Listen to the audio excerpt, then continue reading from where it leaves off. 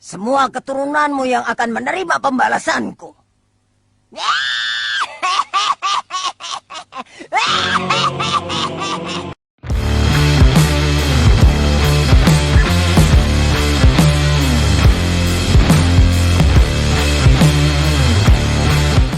Halo, selamat datang di channel Wahyu Indonesia, referensi pengobatan alternatif paling terpercaya di Indonesia. Dan hari ini kita akan membahas tentang yang namanya santet tanpa sihir, tanpa ilmu hitam, tanpa jin, dan tanpa mistis. Kok bisa? Nyatanya bisa. Malahan sebetulnya setiap hari mungkin kita pernah nyantet orang, atau mungkin kita pernah disantet orang tanpa sengaja. Nah, sebelum saya bahas tentang santet tanpa ilmu hitam ini, saya mau cerita sedikit. Ini adalah sebuah kisah nyata. Nah, di negara Amerika, di kota Philadelphia sendiri, itu ada seorang namanya Van Vanders waktu itu. Nah, Van Vanders ini ceritanya mau pulang ke rumahnya.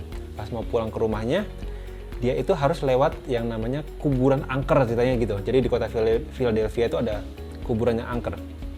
Nah, di kuburan angker itu dia ketemu sama seseorang yang terkenal sebagai seorang penyihir. Jadi kalau di Indonesia mungkin paranormal gitu ya. Di sana terkenal dia itu sebagai penyihir yang jahat. Nah, jadi waktu ketemu nggak sengaja mereka bertabrakan. Nah, si penyihirnya itu marah gitu ya. Penyihirnya marah dan akhirnya penyihirnya itu ngeluarin botol dari tasnya. Nah, pas dibuka gitu botolnya bau banget. Itu digoyang-goyangin di depannya si Van Vanders sambil ngomong gini, "Kamu saya kutuk ya, kamu saya santet. Kalau kamu sakit itu gara-gara saya." Wah, gitu kan. Si Van Vandersnya habis itu lari pulang karena ketakutan. Dia cerita ke istrinya, "Tadi saya tuh disantet sama tukang sihir di kuburan." Nah, entah kenapa tahu-tahu pas pulang itu badannya sakit. Jadi badannya nggak enak. Dia langsung mikir, ini jangan-jangan kayaknya santetnya bekerja nih gitu ya. Nah, tapi didiemin sama dia.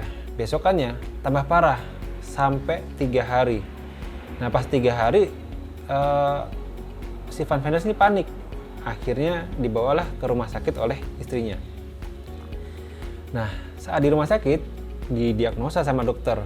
Didiagnosa A, B, C, D, pokoknya diagnosa lengkap. Dan hasilnya semuanya bagus, hasilnya semuanya sehat. Jadi dokternya pun juga bingung, kenapa sih Van Vanders kok bisa sakit kayak gini, tapi diagnosanya tuh bagus semua gitu. Harusnya nggak sakit, ini harusnya sehat banget gitu. Akhirnya si dokternya nanya, "Bu, ini kenapa ya? Awalnya kenapa?" Nah, si istrinya nanya, istrinya jawab nih, ceritain yang tadi si Van Vanders ketemu sama dukun terusan dikutuk gitu. Si dokternya nggak percaya sih sebetulnya, namanya dokter ya. Akhirnya udahlah didiemin aja, dirawat inap di sini gitu. Akhirnya setelah 1 minggu si Van Vanders ini nggak sembuh-sembuh, malah tambah parah. Dokternya bingung juga, ini kenapa ya kok setiap didiagnosa nggak ada masalah tapi tambah parah gitu. Nah, akhirnya si dokternya punya ide nih. Nah, punya ide yang aneh-aneh. Akhirnya dia panggil istrinya si Van Vanders. Panggil istri Van Vanders bilang gini, "Bu, saya kemarin ketemu sama dukun yang nyantet suami ibu," gitu. Ini bohong-bohongan ya, jadi si dokter ini bohongin istrinya. "Saya ketemu sama dukun yang nyantet suami ibu dan saya paksa untuk ngasih tahu kenapa si Van Vanders ini dan bagaimana cara nyembuhinnya." Nah, kata si dukunnya, si dukun itu memasukkan kadal ke tubuhnya si Van Vanders dengan menggoyang-goyangkan botol tadi.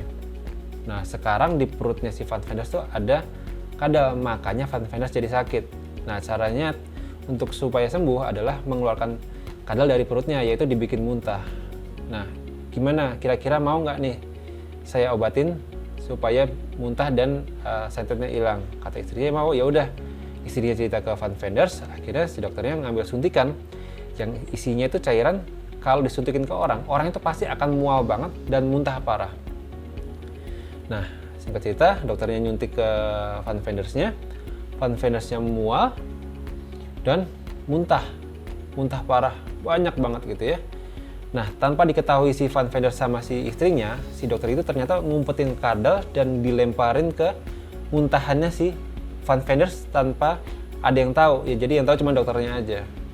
Pas dilemparin, si dokternya langsung teriak, itu kadalnya udah keluar, santetnya santetnya sudah selesai, Anda sudah sembuh gitu.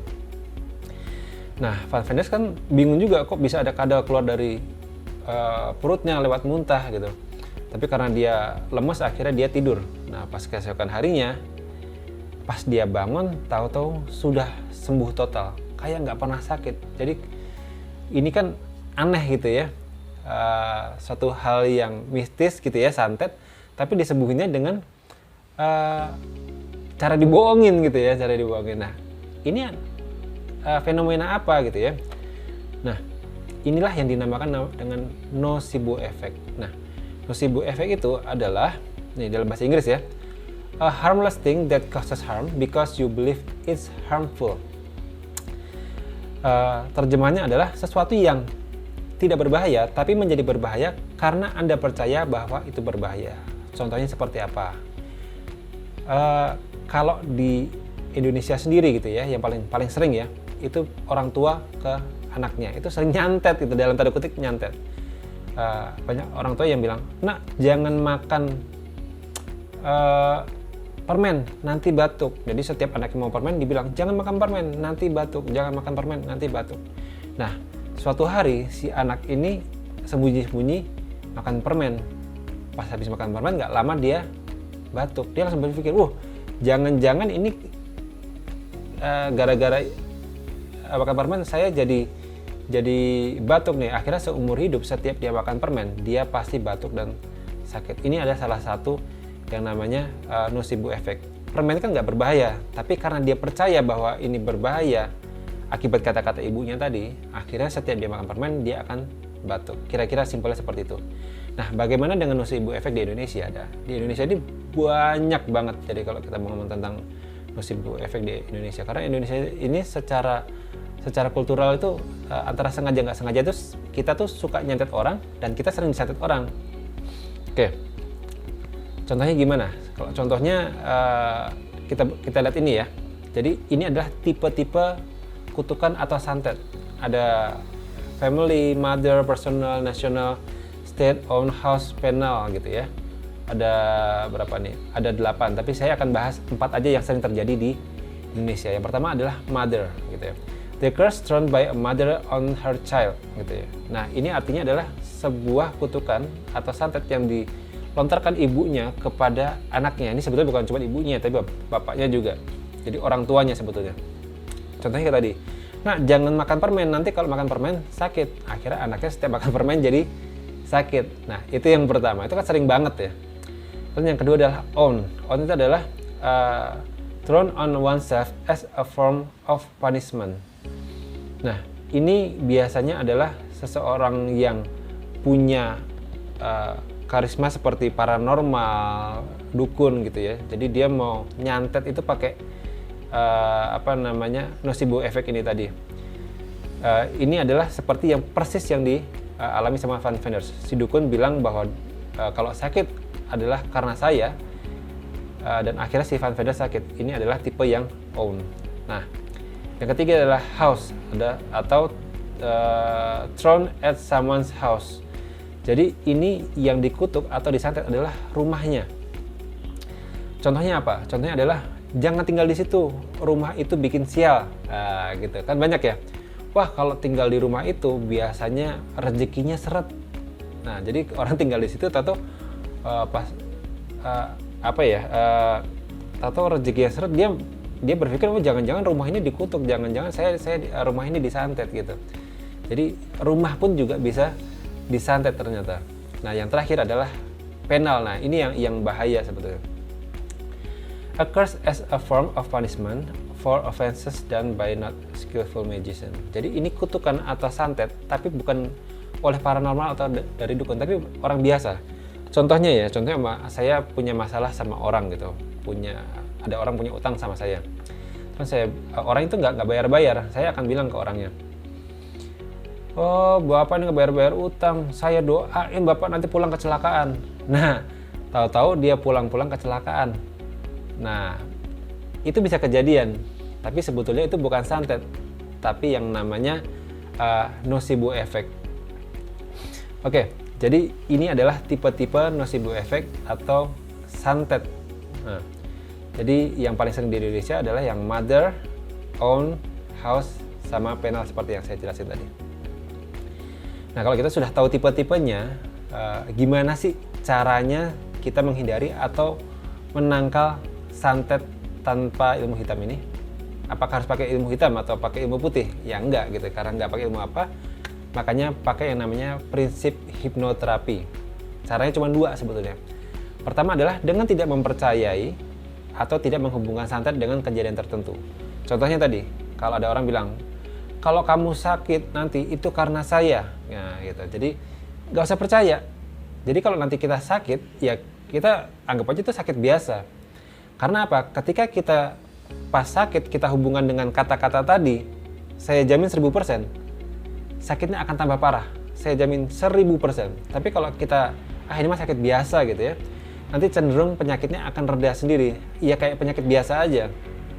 Nah itu yang pertama. Terus yang kedua adalah membuat orang lain sembuh dengan perantara orang ketiga. Jadi perantara orang ketiga ini adalah bisa paranormal yang lebih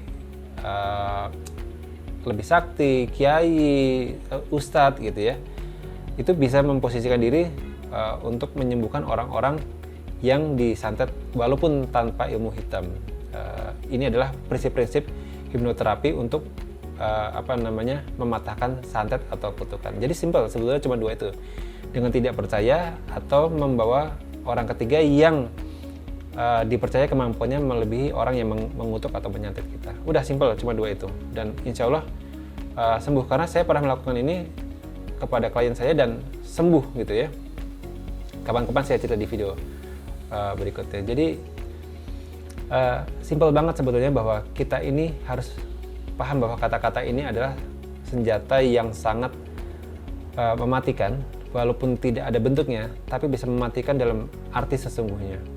Karena setiap orang percaya hal-hal yang negatif, pasti akan terbentuk hal negatif di pikirannya, di badannya, dan di kehidupannya. Jadi hati-hati ketika kita melakukan atau melontarkan kata-kata negatif, atau ketika kita mendengar kata-kata negatif. Oke, mungkin itu saja video kali ini. Terima kasih sudah menonton sampai habis. Semoga Allah selalu memberikan kita semua kesembuhan, kesehatan, dan kemakmuran. Saya Wahyu Indonesia. Wassalamualaikum warahmatullahi wabarakatuh.